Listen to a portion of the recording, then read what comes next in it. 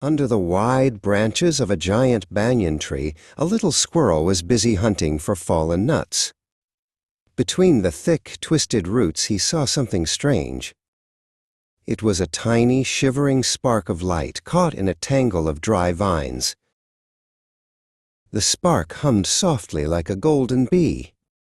The squirrel held it close to his chest to keep it warm. The spark had fallen from the night sky and was losing its glow. "I will help you go home," the squirrel whispered.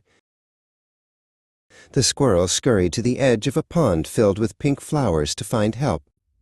There sat an old tortoise who was as slow and wise as the hills. The tortoise watched the ripples in the water as the squirrel arrived. The tortoise looked at the dimming spark. "A star belongs in the sky," he rumbled. "If it does not reach the high mountain before the moon is full, it will turn into a cold gray stone forever."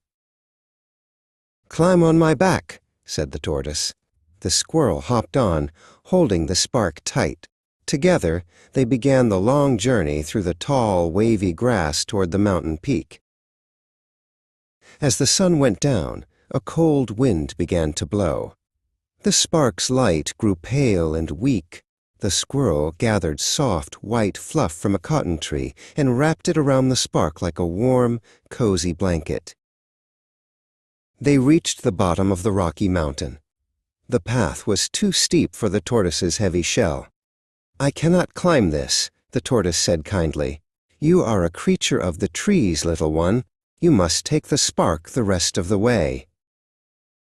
The squirrel climbed higher than he had ever gone before. His tiny claws gripped the cold stone as he reached the very top.